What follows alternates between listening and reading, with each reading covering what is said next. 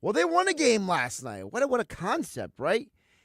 And to some people's chagrin, it had nothing to do with what you were hoping for. Frankly, it was a lot of guys at the bottom of the lineup, some small ball, JT Realmuto getting a lucky home run, but they found a way to win. So we should be positive today, all right? Well, if you've been listening to 97.3 ESPN throughout the day with the Sports Bash with Mike Gill or looking at social media, you would think that the Phillies are the worst team in the world and Rob Thompson is the biggest idiot and everything is trash and horrible and stinks. So we're going to try to brighten up your day coming up in less than 15 minutes from now because Nick Earnshaw is going to join us live from the ballpark.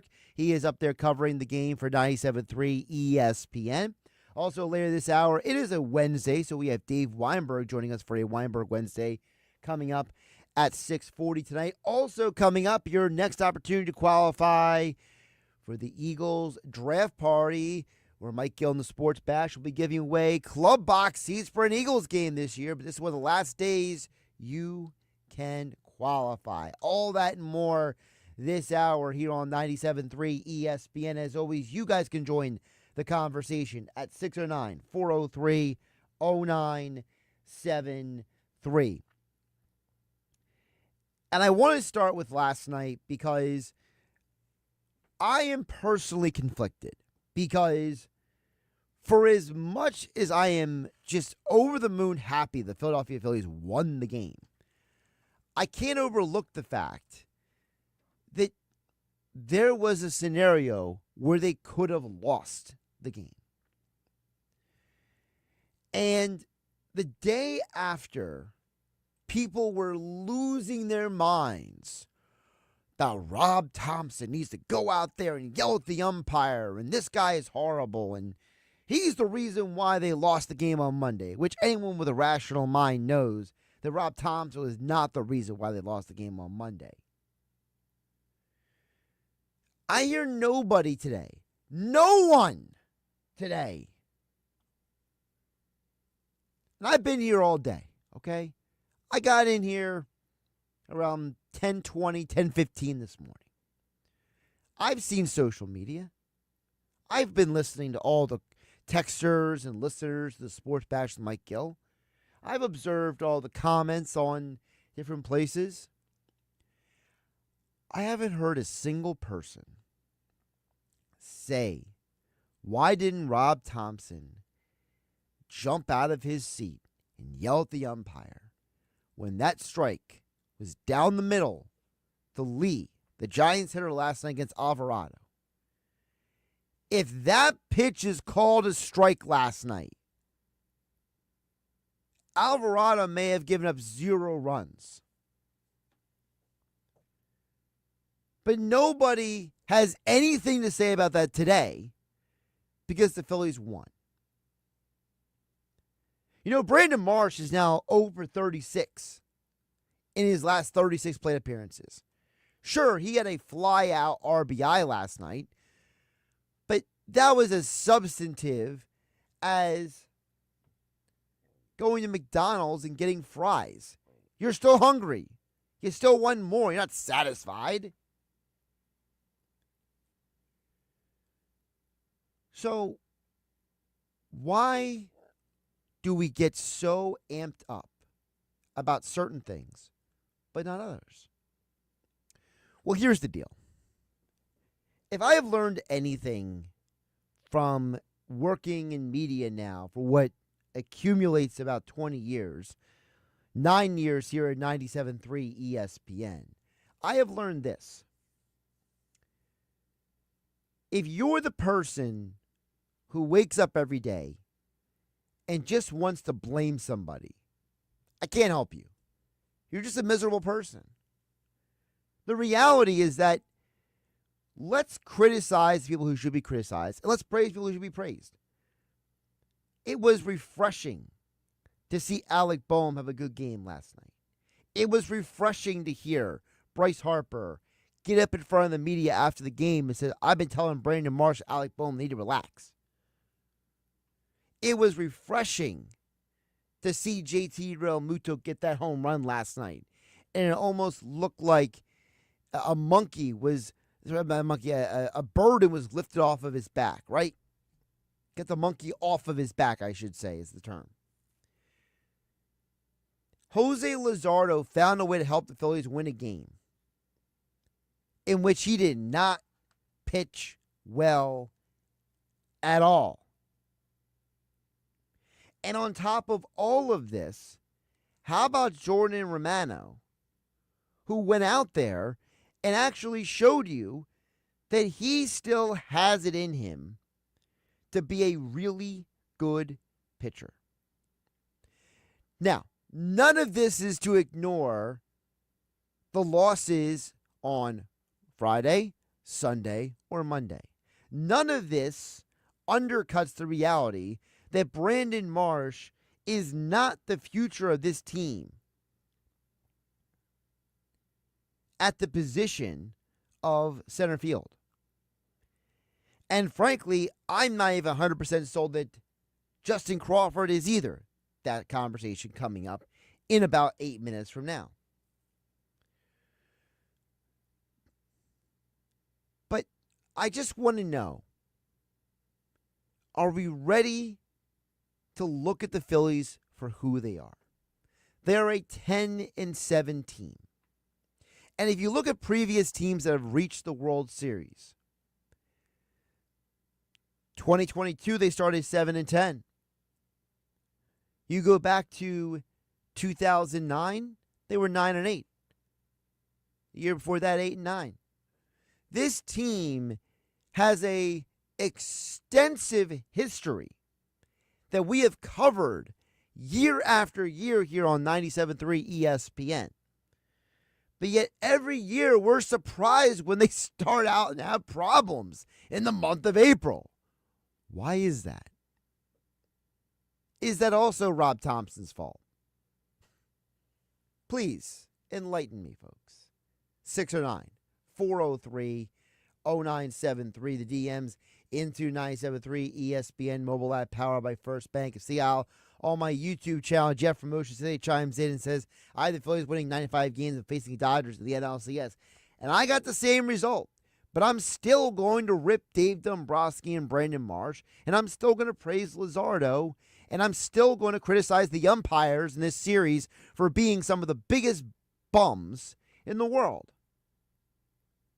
I picked the Phillies to win 95 games for the season, and I wasn't going to let off of it even with me ripping them from here to Kingdom Come yesterday here on 97.3 ESPN FM, the 97.3 ESPN mobile app powered by First Bank of Seattle. We are live in the Ocean Casino Resort Studios, but coming up next, we're going to go up to the bank.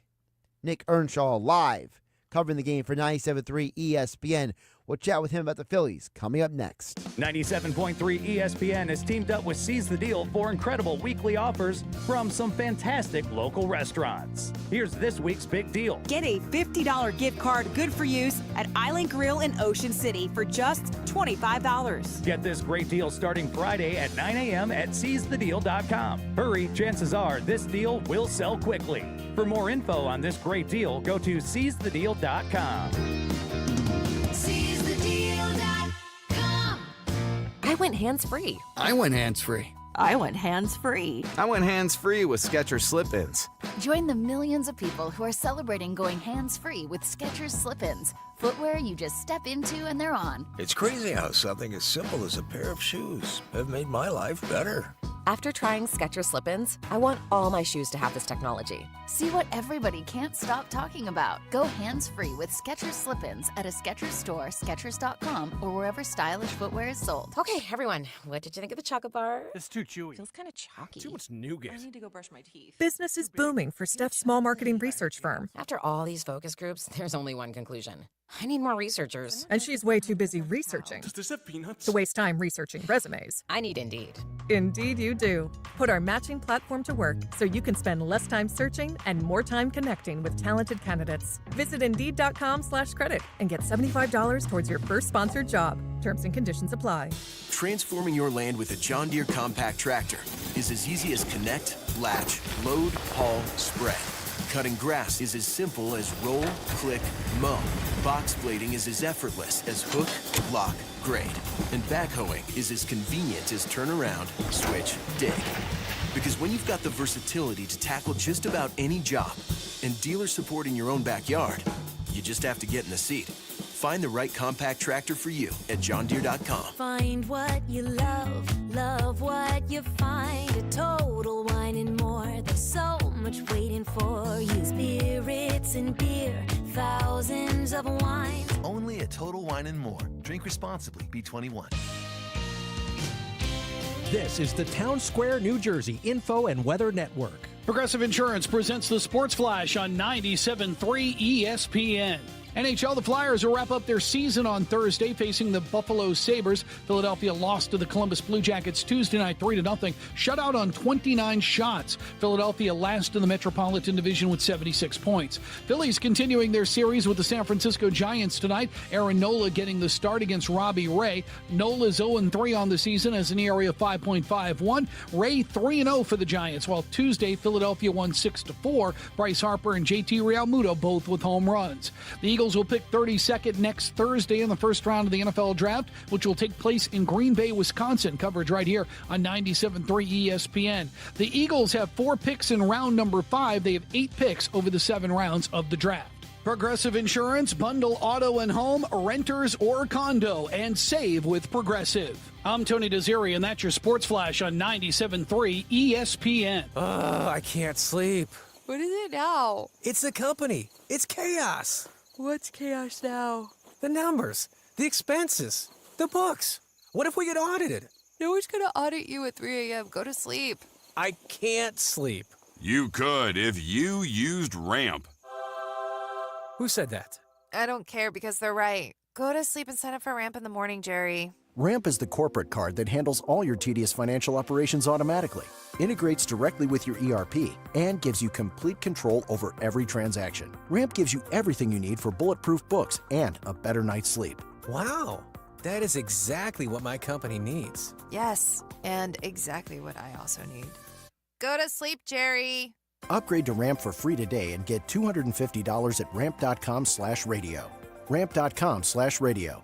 That's ramp.com/radio. Cards issued by Sutton Bank, members of FDIC. Terms and conditions apply. Good afternoon with your South Jersey weather forecast. I'm Joe Kelly. It's been kind of a brisk day here across South Jersey. We're going to calm things down tonight. Clear sky, low about 39. Tomorrow begins a trend of temperatures reaching into the 60s almost every day. Sunny tomorrow with a high of 62. Friday, sunny and 65. The outlook for Saturday looks warm. We'll have some clouds Saturday, but temperatures reaching a high in the upper 70s. That's more like it. That's your South Jersey weather. I'm Joe Kelly. Every choice you make matters. Whether you're dining out, grabbing takeout from your favorite local spot, or shopping for that perfect outfit at a neighborhood boutique, you're giving back to your community. It's not just about supporting businesses, it's about strengthening connections and keeping your community vibrant. Town Square Media South Jersey is proud to shine a spotlight on local businesses that make our area special. Health Source Acupuncture and Integrated Medicine, helping people with today's most challenging chronic and complex health conditions. HealthSourceAcupuncture.com. Broadleys is your local source for plumbing, heating, and air conditioning service and installation since 1911. Call 609-390-3907 or visit broadleys.net. First Bank of Sea Isle, Cape May County's community bank. Hot Bagels, your local bagel store. Always fresh, always delicious. Storybookland. Create your own story at Storybookland. Thank you for supporting your local businesses from Town Square Media, South Jersey. This is Game Night with Josh Hennig on 97.3 ESPN and the 97.3 ESPN free mobile app. We'll get your text a little bit later this hour. Steve from KMA Courthouse. I see your message, not ignoring it, but we got to get to Nick Earnshaw live at the ballpark as we are less than 30 minutes away from first pitch between Aaron Nola, Robbie Ray, the Phillies, the Giants, Game 3 of 4 tonight. Phillies win on Tuesday. They lose on Monday.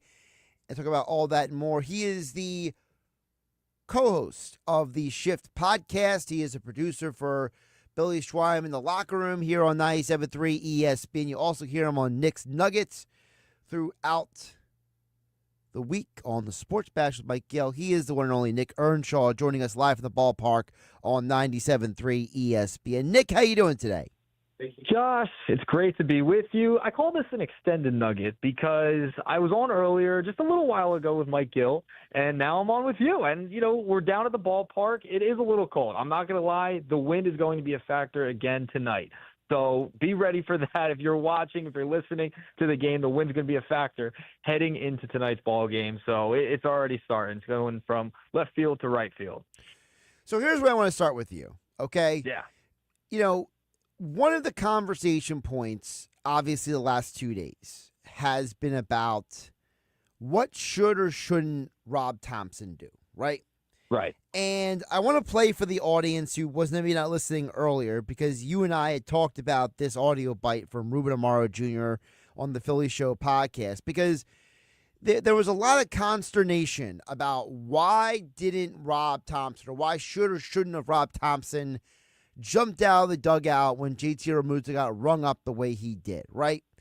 And there's a perception out there that Rob Thompson does nothing. Rob Thompson needs to say and do this or that for the team. And Ruben Amaro Jr. basically took offense to this narrative and said this on the Philly Show podcast. The team has to fire themselves up. I mean, these are professionals. Every once in a while, it's not a bad thing for Rob to go off the handle, but that's not his job. The team has to do it themselves. I mean, there's a time and a place maybe to do it, but we're, 16, 17 games into the season, guys. They got to fire themselves up. They got to get themselves going themselves. And yes, I know he is part of the motivation factor, but part of it is being steady and being confident in his players. So for you, Nick, what do you think Rob Thompson should or shouldn't be doing in these situations? Because I would argue, for all the people who had complained about Monday night, Nick, where were all the people complaining about last night when the ball was right down the middle against Lee from Alvarado and it wasn't called a strike? I didn't see anybody telling Rob Thompson to scream and yell then. Yeah, I think it was because the other night it was so egregious. It was so outside, right? And now you're looking at it. Last night, we pick and choose, I feel like, in this fan base. They pick and choose, and that's just kind of how we are in this area, right? So I don't think Rob needs to stay even keel. And we talked about it in the Nuggets earlier today with Mike, and it was really important that we discussed, hey, listen, with Rob Thompson, you want an even keel. He's not going to be a guy that blows up all the time, right? And he doesn't need to get thrown out of games. We have to remember, it is so early in the season right now. We are way, way, way, way early on, and we've only played 17 games, going to be 18 tonight, right? You can't be doing things like that early on in the season. There's no point in doing that. This is a team that needs to continue to do what they've been doing, and not go above and beyond and freak out early on in the season. That can't happen. How much of this also is the personality and being consistent, right? Because, for everybody who talks about, I want my manager to go out there and yell, there's really only one in all of Major League Baseball who does that, Nick, and it's Aaron Boone of the Yankees. I can't think of another manager who, I feel like it's so rare you see the guy get up out of the dugout and say anything to these umpires, because I feel like everybody just knows that all the umpires, they stink. So it's like, if someone feels like you're wasting your breath arguing with these idiots. Right. And here's the thing, right? ABS is coming. ABS is going to be here. You can't get worried about it this year. It's going to be the last year. You're going to have to deal with that. That game against the other night when JT Realmuto got called out on that strike three, he literally, he freaked out a little bit. I understand that, but you have to remember, ABS is going to be here in the next year, most likely. He tested it on spring training. I think everyone's ready for it. I think you're going to see that change going forward. Talking with Nick Earnshaw. He's live at the ballpark tonight for the Phillies versus the Giants, covering the game for 97.3 ESPN. Josh Hennig back here in the Ocean Casino Resort Studios on a Wednesday edition on 97.3 ESPN. All right, let's get to the game tonight, because I really, and you and Mike didn't really get into this much earlier on the Nuggets, and I've been holding on to this, waiting for this, and that is, I brought this up to Mike Gill earlier in the day, and I got a note from you, Mr. Baseball Guy, Nick Earnshaw. why has Rafael Marchand become Aaron Nola's personal catcher? It's the strangest thing to me that all of a sudden Marchand is like the guy for Aaron Nola. Like, did I miss the memo? I don't know if you missed the memo. I don't think you missed the memo at all, Josh. But I think, maybe they just feel comfortable together, right, at this point. Maybe there's a comfortability factor, and they're trying to get Marchand on the same page with Aaron Nola. So I don't think you missed the memo on anything there, Josh. Well, if they're comfortable with each other, they're not pitching that well. I'm serious. Like, you look at the Phillies right now, their best pitcher this year have been, statistically, the starting pitchers, Luzardo, Sanchez, and Walker. Their two quote-unquote veteran studs, Wheeler and Nola, have both struggled this year. So, I mean, you could tell me that Marchand is comfortable with Nola and Nola's comfortable with him and Realmuto and Wheeler comfortable, but that comfortability isn't, adding up to great outings each and every night. Well, I think you have to also look at it, right? They're trying to give JT Realmuto days off, too. That's another part of this. He's DHing tonight. And we talked about it earlier. They should have been giving JT Realmuto time off a couple of years ago. They should have started that process. Maybe playing first base, maybe giving him more days off, et cetera, moving him to DH, and things of that nature. So I think they're trying to find the same page with a couple of these different pitchers, a couple of the catchers, moving them around and giving JT a time off, right? Having him DH. And it's also the matchup tonight, too, which allowed them to be creative with this wild lineup they have out there with Schwarber in left field, et cetera. So I think they're trying to get Marchand more reps. And I think also they're trying to get JT Realmuto time off, Josh. You mentioned about Schwarber in left field. And yes. I'm not trying to project anything necessarily, but should we assume that if Weston Wilson was already here, that he would be in left field tonight? I think it's a fair point, because if he was here, I think Schwarber would probably still be in the DH spot, and then Realmuto would probably be on the bench just getting the full night off and maybe use him later as a pinch hitter or something late in the game for a different matchup. So, yeah, I think you probably would have seen Weston Wilson at that point. Obviously, Rojas in the lineup against Robbie Ray for his career. Brandon Marsh 0 for 3, 3 strikeouts against Robbie Ray. Obviously, why he's not in the lineup. But he's also not in the lineup, Nick, because he's 0 for his last 36 at-bats. And I know he had the RBI flyout last night, but it doesn't make up for the fact if 0 for 36 is 0 for 36. So, for you, Rojas has been inconsistent. Marsh not playing great offensively. Defensively, he's been a little better, right? We got to give him credit for that. But what are the Phillies going to do with center field? I mean, we are all trying to figure out how is this team going to make up for the fact that they have the worst 9-hole hitter cumulative in all of baseball. Yeah, listen, my thoughts on this. I said it with Mike on the Sports Bash multiple times for a couple of weeks now, right? Justin Crawford, it's time. Because I think you really don't have an option right now. Now, it's early in the season. I understand that.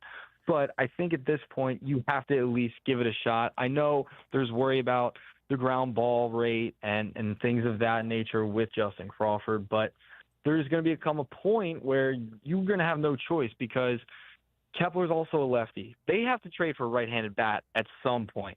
Maybe you get that started a little bit too. So you could maybe make a trade. Maybe you bring up Justin Crawford. But I think you're going to see Crawford at some point this season. It's just, especially if this continues and this drought and this slump continues for Marsh, because Rojas has not performed either in center field, and he's been struggling at the plate. That's why they went back to Brandon Marsh last night. Here's the only problem with Crawford. He bats left-handed.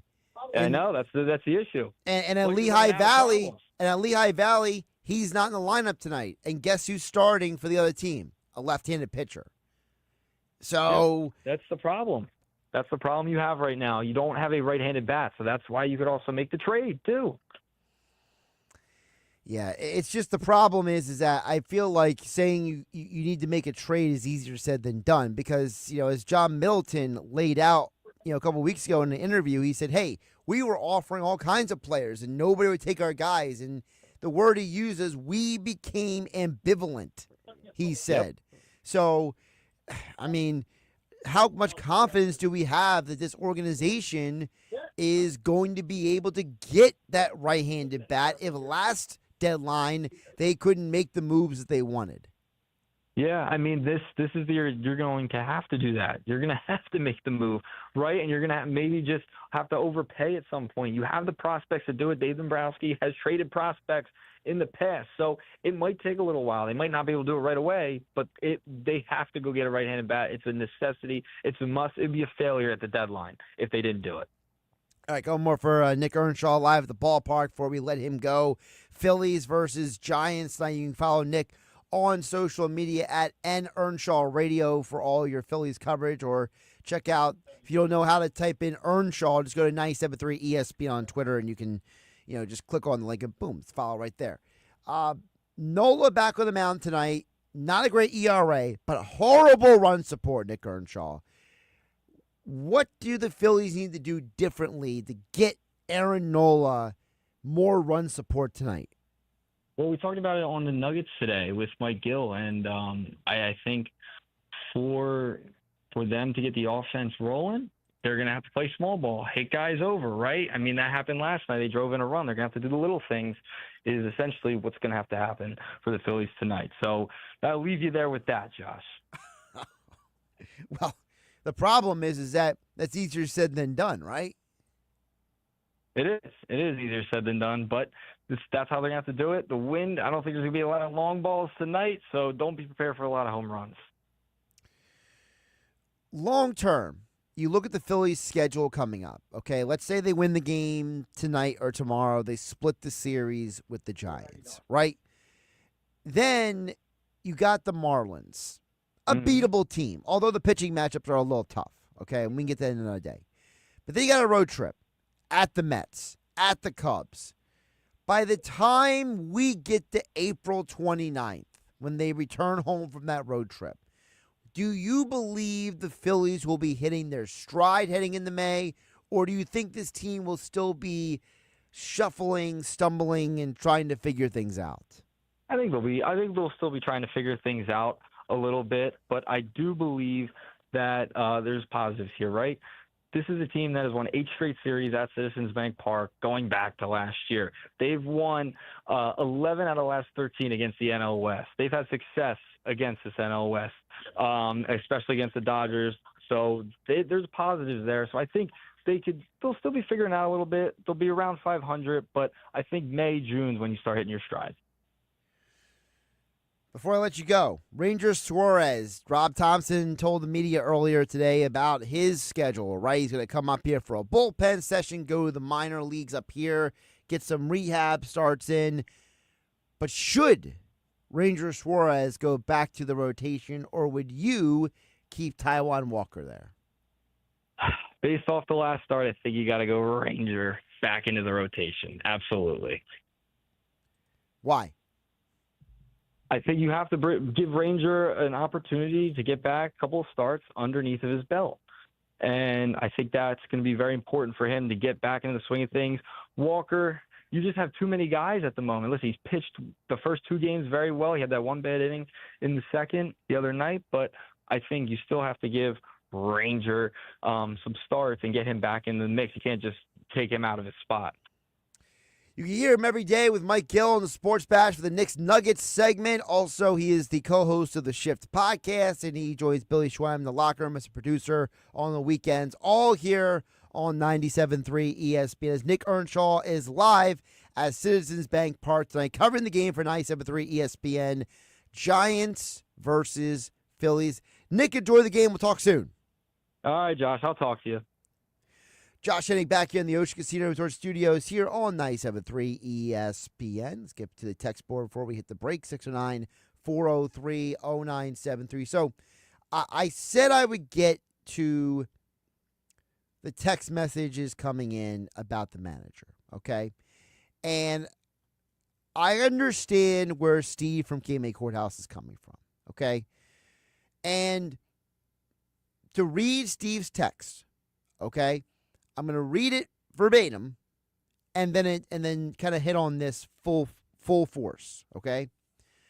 So Steve chimes in, hey, Josh, could you explain to me why it's not a good idea for Rob Thompson to go out and stick up for his players, like JT Realmuto on Monday night? Maybe it would take some pressure off them. Could you explain to me why that is not a good idea? That's from Steve and KMA Courthouse. Now, Steve, here's the thing. It's not that it's a good or bad idea. It's the reality that you don't want Thompson to go out and argue with an umpire for the sake of arguing with the umpire.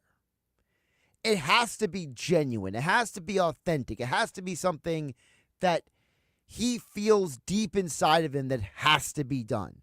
I don't want him doing it because he's thinking, I got to stick up for my guy, or I got to do this to show the fans, like Steve Gaming Courthouse or Josh on 97.3 ESPN or anyone else, that I care. Part of the reason why Rob Thompson has this job is because he is a calm and steady presence in the dugout. And I'm not comparing him apples to apples to this guy. But I will remind everyone that Rob Thompson was mentored by Joe Torre. And Joe Torre was also criticized at times as the Yankees manager for being a little bit too laid back, being a little bit too, I'm going to let things play out kind of manager. And I think part of the problem is that when you have a manager who is a guy who says, I trust my veterans, I don't need to get up there and get in the umpire's face, there's a perception that the manager doesn't care. And it's the opposite of being true. I think Thompson cares so much that he doesn't want to escalate a situation that's unnecessary. I don't think Rob Thompson going out on Monday night would have done any benefit. Because you're already losing that game. You're not losing the game because of that horrible strike call. And as I told Nick Earnshaw, to me, if Rob Thompson goes out Monday night, he's got to go out last night too. Because I don't care what anyone says, that ball was a strike. I know it. You know it. Alvarado knows it. JT Realmuto knows it. God in heaven knows that was a strike. But the umpire didn't. So if Thompson gets mad on Monday, he's got to run out there for the game yesterday. And frankly, Monday and Tuesday, the umpires have been such trash that what point do we draw the line when it comes to the umpires making bad calls? To me, that's why it's not a good idea, because you're not going out there to take pressure off your players. You're going out there to argue a losing argument. You know, it's like the idea of, you know, if someone doesn't like you, right? If someone is not a fan of you, are you going to live your entire day trying to convince that person that they should like you, or are you just going to move on with your day? You're going to move on with your day. You're not going to acknowledge idiots, okay? The umpires are idiots. We are not in an age where argue with umpires has the value that it used to.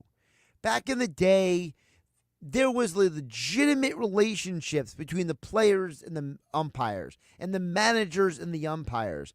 And part of the reason why a guy like Bobby Cox, Lou Piniella, Earl Weaver back in the day with the Orioles, like the managers who would get animated, first of all, as part of their personality. And number two, there was a relationship that allowed for that type of back and forth. In today's game, half of these umpires are just soft little boys. I mean, they're beta males who want to flex themselves and be like, I'm an umpire. Get in my face so I can throw you out of the game. And I like what Danny HT said. He said, you know, home plate umpires this season are like watching Naked Gun movie when Leslie Nielsen poses to the umpire. And Danny HT is 100% correct. Right? 100% correct. These umpires are parodies of real umpires. So, to me, I don't see a value in Rob Thompson arguing with a guy who probably even shouldn't have the job that he has. I like this one as well. Remember when Harry Callis would say, that's a ball right down the middle for a ball. Which goes to show you, as Nick Earnshaw said, the automated balls and strikes are coming. They're coming. We're going to have a machine telling us balls and strikes soon because these umpires are so bad at being consistent and being reliable and being trustworthy as authority figures. It's horrible.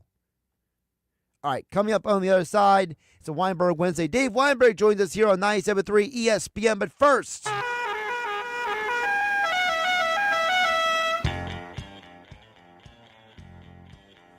That sounder means it's your next opportunity to qualify for the Eagles draft party. Call 609-573-3776. 609-573-3776. Caller number 7. You are in for the Sports Bash with Mike Gill Eagles draft party, where you can win a pair of Eagles club box seats for a game this season, as well as an overnight stay at Ocean Casino Resort, as well as other prizes from Ocean Casino to go see shows and more. But you must be caller number 7 at 609-573-3776. You call, you're in, and you have the opportunity to win, and you must be present next Thursday at the Gallery inside Ocean Casino Resort in Atlantic City. Dave Weinberg joins me next on 97.3 ESPN. The Piccalilli Inn in Shamong invites you for fun times in the Pines on the Pic Patio. Stop by for the game and order up their world-famous wings, an ice cold beer, or fun selection of fresh-made cocktails on a sunny afternoon or by the fire under a starry night. Skip the lane chains, get off the beaten path, and take the trip to the family-owned Piccalilli Inn this weekend. Route 206, Shamong. If you can't stop in, stop back. The Piccalilli Inn. Have you tried hands-free Skechers slip-ins yet? Because if you haven't, you're missing out on technology that changes how you think about shoes. First, these are not just regular slip-on shoes. They're not just a pair of loafers without laces. But what makes them different is the technology inside that lets you just step into them. There's a built-in hidden shoehorn that slides your foot in, so they look, feel, and wear just like a pair of shoes you're used to. Except you don't have to bend down, struggle to put them on, or touch them. Try them at a Skechers store, Skechers.com, or wherever stylish footwear is sold. Find what you love and love what you find. A Total Wine and More, the place to go for sipping rosés with seltzers on ice, making margaritas with your favorite tequilas. It's warm out, let's go. Our prices are low on spirits, beer, and wine.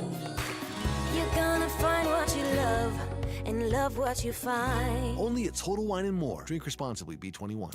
Want to stay out of the dark the next time a storm hits? Then reach out to Calvi Electric, a certified Generac dealer. From installation to maintenance, they're your go-to experts for Generac generators, ensuring your home stays powered through any storm. A Generac home standby generator will automatically restore power to your home during an outage, so your life goes on uninterrupted. Put your trust in Calvi Electric, the premier electrical contractor serving South Jersey for over 115 years. Visit CalviElectric.com today and stay ahead of any storm. It's tax season. By now, we're all a bit tired of numbers, but here's one you need to hear. $16.5 billion. That's how much money in refunds the IRS flagged for possible identity fraud last year. Now, here's a good number, $100 million. That's how many data points LifeLock monitors every second. If your identity's stolen, they'll fix it guaranteed. Save up to 40% in your first year with promo code CLAY. Visit LifeLock.com. That's LifeLock.com, promo code CLAY. Terms apply. Matt Blatt Kia has 3 questions. Do you have a job? Do you want a new car and pay no interest? Do you want to save before high tariffs increase car prices? If you've answered yes, get to Matt Blatt Kia today and put 0 down. Make 0 payments for 90 days and pay 0 interest for 72 months on every clearly marked new Matt Blatt Kia in stock. Take advantage of Matt Blatt Kia's tariff-busting sale. Get up to $5,000 more than Kelley Blue Book fair market value for any trade toward the purchase of any new 2024 Kia. Need or desire an SUV? Brand new Sportage and Sorento. Low 1.9% for 60 months, as well as 0 down or 0 payments until July. apply. It's gotta be a Matt Black Kia. With approved credit, not all will qualify. Credit may affect down payments. Offers can't be combined. Tradeless miles and dealer recon on new 2024 Kia purchase. Go to mattblackkianj.com for complete details or 888-505-6670. Price includes all costs to be paid by consumer, except for licensing, registration, and taxes through KMF. Rebates and incentives to dealer expires 5/4/25. Matt Black Kia, 6211 Black Horse Pike, Egg Harbor Township. Now, more Game Night with Josh Hennig on 97.3 ESPN and on the 97.3 ESPN free mobile app, powered by First Bank of Sea Isle City. As promised, it is a Weinberg Wednesday. Dave Weinberg joins the show. I got Danny HT saying Weinberg Wednesday. Where is it? Well,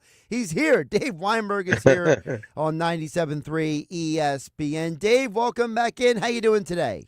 Doing well, Josh. Back at Gusto Brewery for another trivia night. I like that. All right, nice. So here's where I want to ask a little trivia for you. Not trivia, but maybe it's trivial, we'll say, okay? Sure. What is your take on the Phillies manager? Because I feel like everyone seems to have a position on this. Should Rob Thompson be more vocal? Some people say he's lazy. Some people say he's stoic. What is the Dave Weinberg take on the Phillies manager?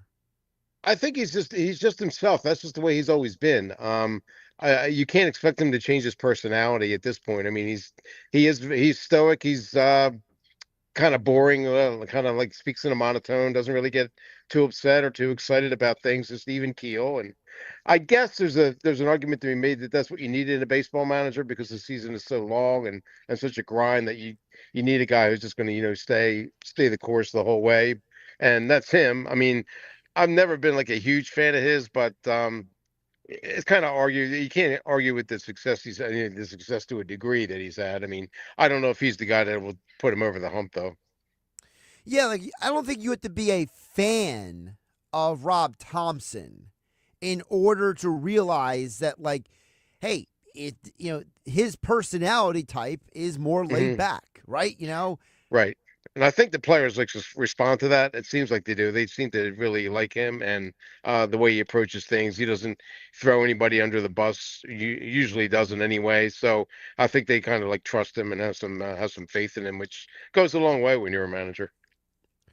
I think the other thing with Rob Thompson is I think we forget that his mentor was Joe Torre. And, Joe Torre was criticized even with the Yankees. The Yankees were winning World Series, Dave. And in New York, they were like, I need Joe Torre to act like he cares. And it's like now we're almost 30 years later, and we got Phillies sports fans being like, I need Thompson to act like he cares. And it's like deja vu. It's like maybe some of these guys just got the pulse that means they don't need to see a heart doctor anytime soon.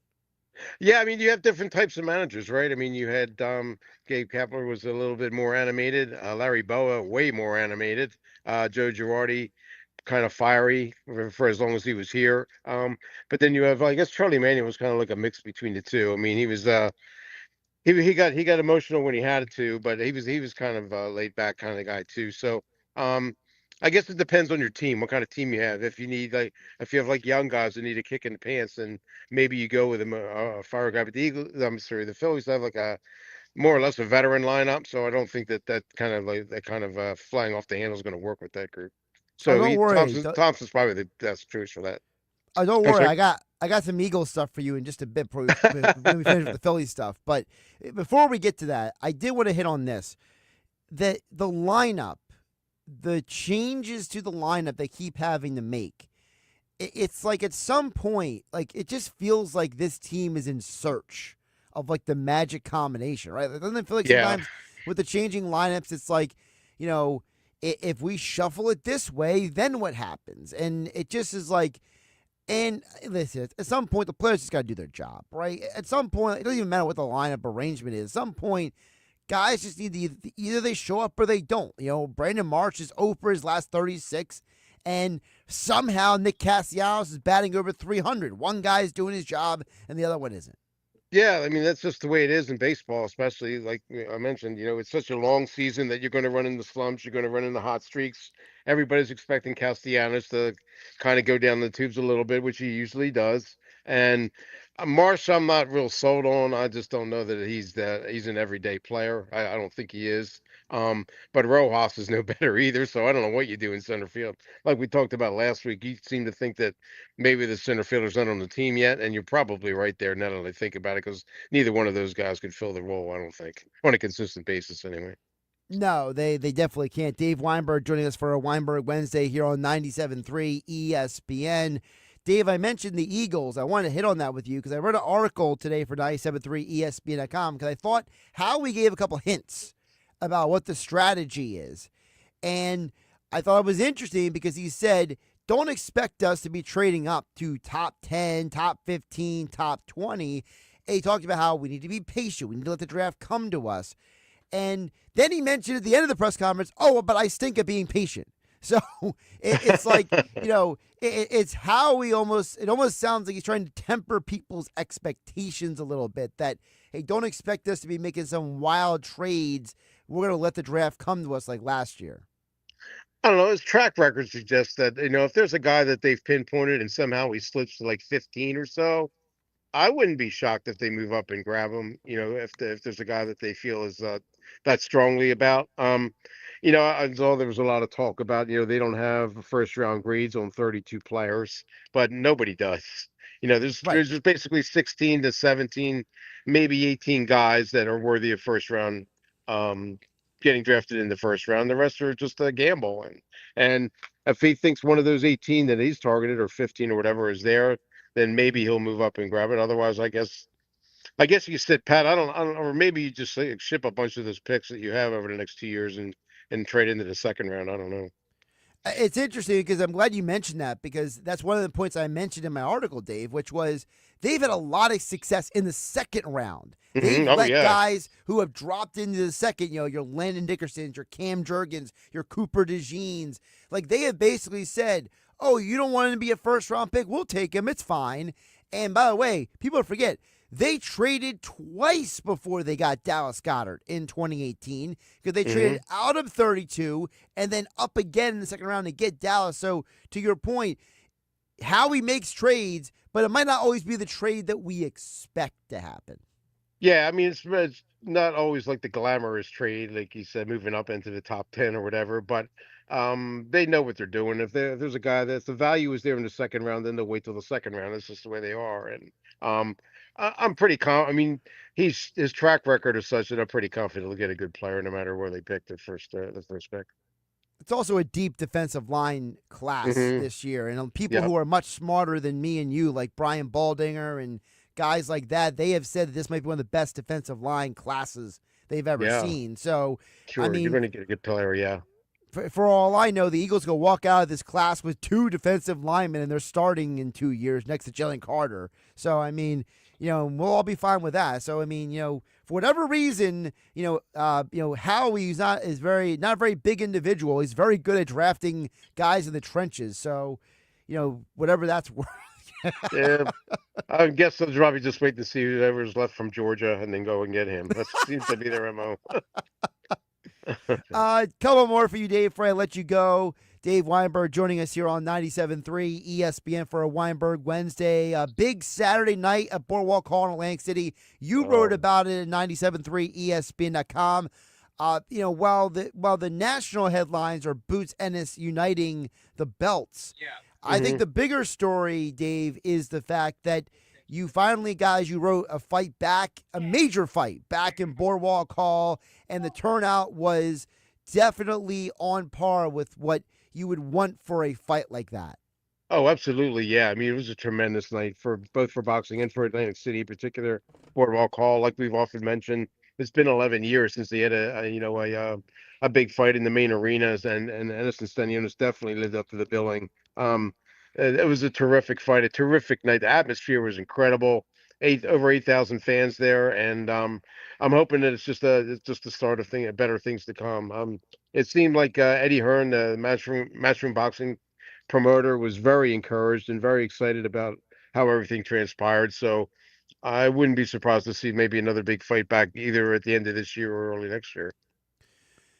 I would argue, I mean, I haven't watched every single one of his fights, but I would say of the fights I've seen, that was the most dominant Ennis has looked And I got to ask you, with a dominant performance like that, what does that mean moving forward for a guy to unite the belts? Like, explain to the audience, like, what kind of door does this open for him? Yeah, I mean, honestly, he could unify, all the belts if he wanted to, but I wouldn't be surprised if he moves up a weight class or two. He's a really big 147 pounder. As you saw, he towered over Stanionis, who, by the Yeah. way, I mean, he fought his heart out. He was just beaten by a better guy Saturday night. I mean, that's all there was to it. I mean, he hit, and this was some big shots, but they had no effect. And so you got to give all the credit to Ennis and Stanionis too for willing to take the challenge and to live up to it as best he could anyway. But yeah, I mean, I think his future probably is at like 154, 160, maybe even 168. I think there's bigger fights and against bigger guys, and he's only 27, so he'll grow into those weight classes, I think. So he might stay at 47, maybe if there's like a mega fight out there that really appeals to him. The money's right, but I wouldn't be surprised to see him move up to junior middleweight in his next fight. That's very interesting. I didn't even think about that part, about the fact that he might just move up at some point sooner than later, just because, like you said, 27, you start, for lack of a better term, aging into a larger frame, basically, for some of these guys. And he's got the frame that can carry that weight too. He's not like he's trying to force himself up. He can easily. It's 47. Quite frankly, is probably a struggle for him because he's so big boned and tall. Right. So he might be better. It might be even better at a bigger weight class. Who knows? Yeah, that's true. Before I let you go, did you cash out your Rory ticket? I did. $150. Sure did. For you, Dave, how wild was it watching that on Sunday? Because when Rory broke down after that putt, like it was almost like the ultimate, I'm not crying, you're crying moment for a lot of people. Because I mean, just to see that guy overcome and finally get his moment. Yeah, to win the Grand Slam, become just the sixth player to do it was definitely a special moment for him. I honestly thought when he coughed up and then DeChambeau took the lead after the second hole, I thought Bryson was going to win it. I thought he was going to run away. I thought Rory was just going to go in the tank. But to his credit, he fought back and climbed back in it. Only to choke again on the 18th in regulation. But no major props to Justin Rose too. I mean, he could have folded, but he climbed all the way back and forced the playoff. So it was just a tremendous tournament. I mean, it was just like you couldn't take your eyes off the screen the whole day. It was, this guy would make a run and that guy would fall off, and but Rory, great players make great come through in those kind of situations. He's definitely a great player. I mean, I always expected DeChambeau to fall apart at some point. I knew that.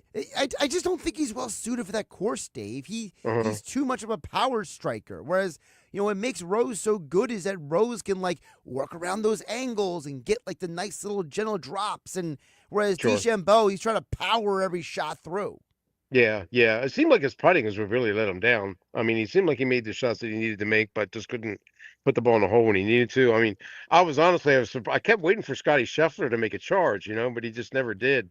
He was the guy that I thought would catch Rory if anybody did. I mean, it was kind of unlikely, but he is such a tremendous player, but he just didn't have it for the whole tournament, I guess.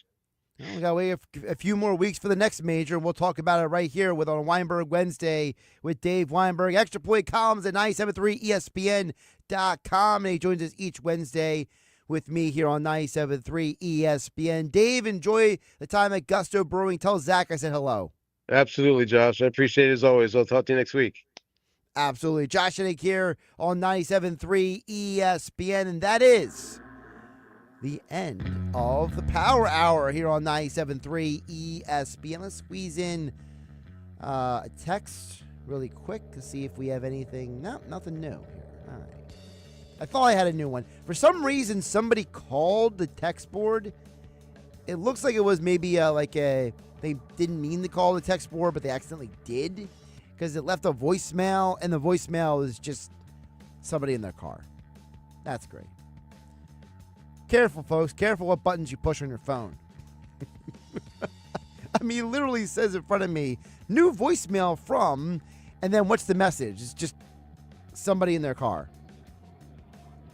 Sounds like they're listening to the radio. Well, thanks for listening anyway to 97.3 ESPN. Thanks to Dave Weinberg and Nick Earnshaw for joining the show. I'll be back tomorrow here on 97.3 ESPN. Coming up next, NBA play-in tournament on 97.3 ESPN FM. Hey, South Jersey.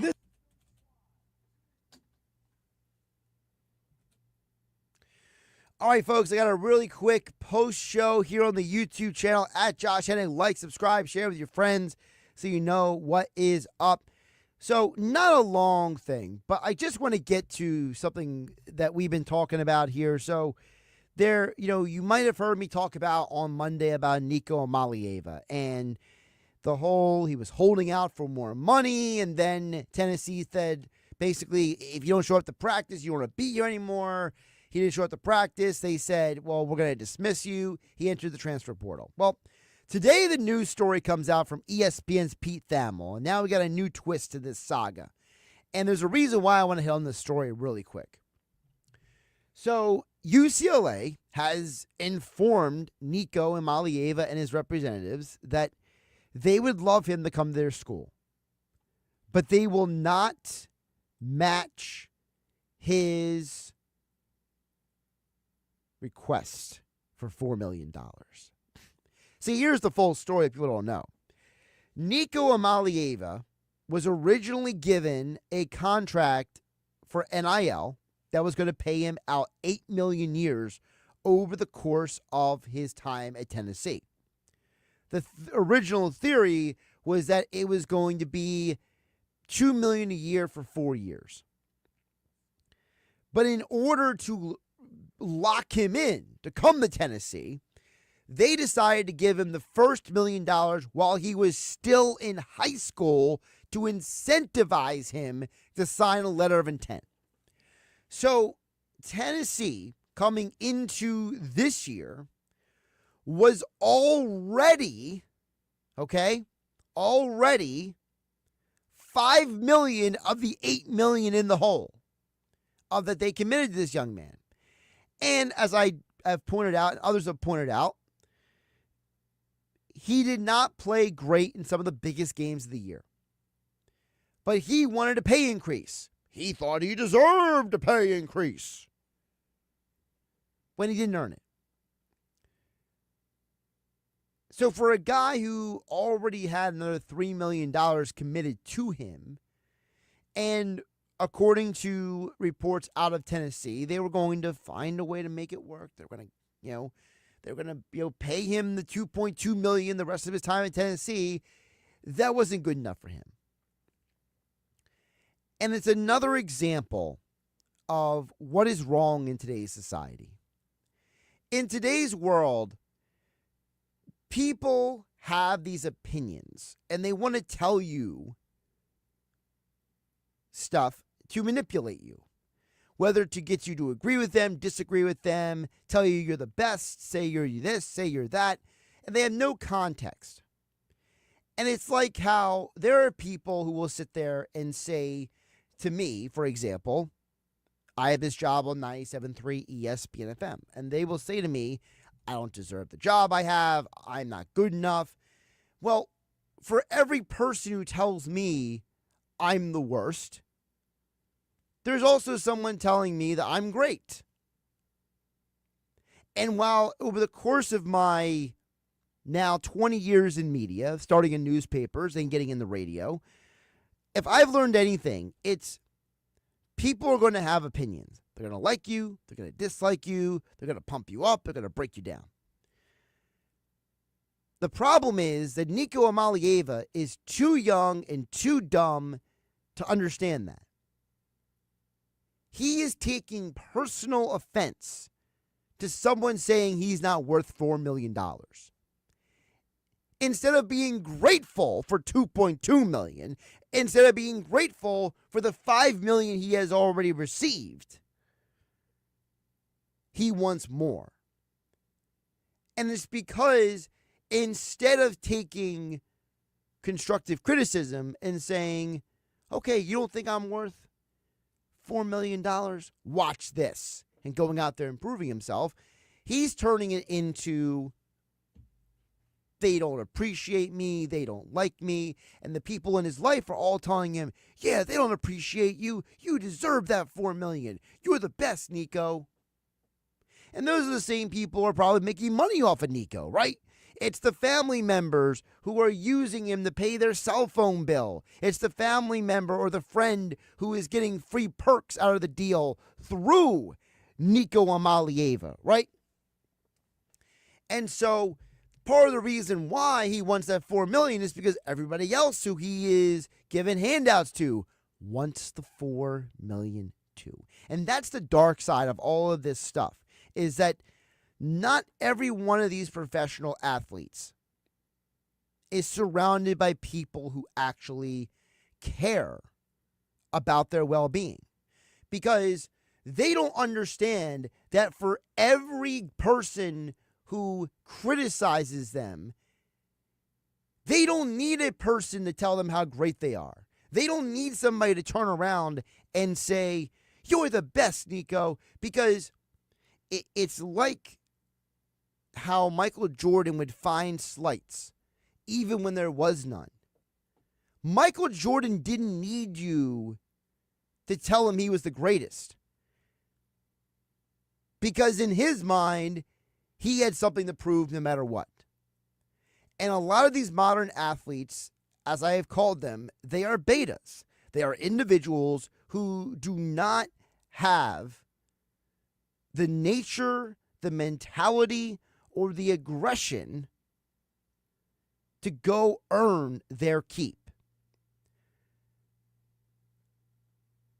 Instead of living in a world where we treat each other in a way that is of, hey, you don't think I deserve this? I'm going to go out and prove I deserve this. You don't think I can do this? I'm going to go out and prove it myself.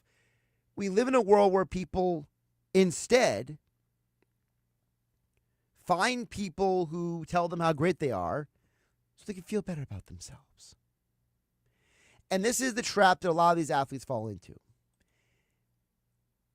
And on the flip side, while I criticize Nico Amalieva, I want to give an example of one of these college athletes who is doing it the right way. And it's someone that I am not personally a fan of, but it's someone who I appreciate the way they've handled their business. Olivia Dunn is the most famous female college athlete on planet Earth. Now, some of you may not know who she is, and that's not important, because to her, she doesn't care. She did not become famous because she cared what people thought about her. She became famous because her and her sister sat down and realized that Olivia was a scholarship athlete at a major university, that being Louisiana State University, LSU, that she was a pretty blonde girl, and that if she did stuff on TikTok, people would follow, like, and subscribe. She took full advantage of the name, image, and likeness environment. Today, Olivia Dunn is the female athlete who is worth more than any other in college sports. Even when Caitlin Clark was at Iowa, Livy Dunn had a higher value according to Forbes.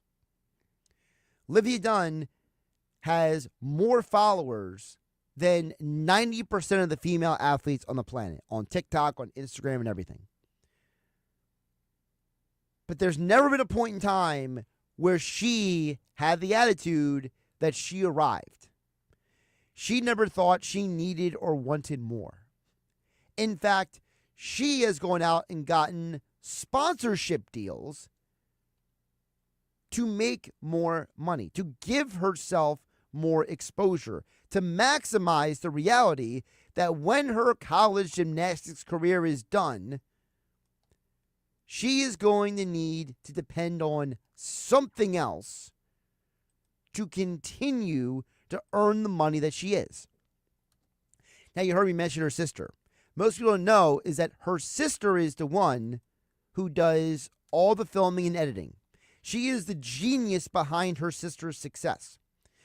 Livy splits the profits with her sister. Why? Because she says, you did all of this work to make me famous.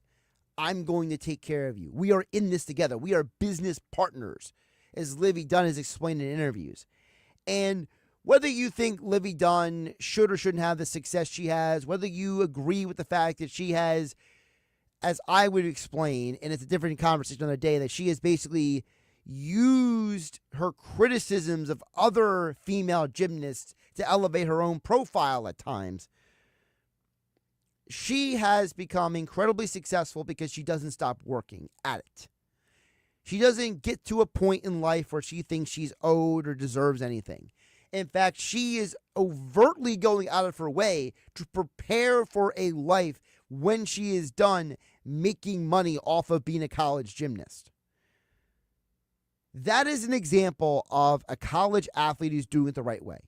That is an example of a college athlete who, by the way, there are stories that her sister has told her, you look stupid in this picture, you look dumb in this video, we got to do it again.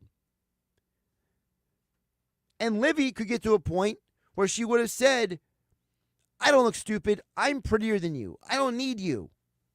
And said all kinds of mean things to her sister, and then ditched her and found some sort of PR company or media outlet or somebody who was going to do what she wanted and say what she wants to hear, but she didn't do that. She's doing it the right way. And whether you want to consider her being blessed for doing it the right way, whether you want to look at it as, her doing it the right way is sowing good and getting the right reward, whatever you want to call it.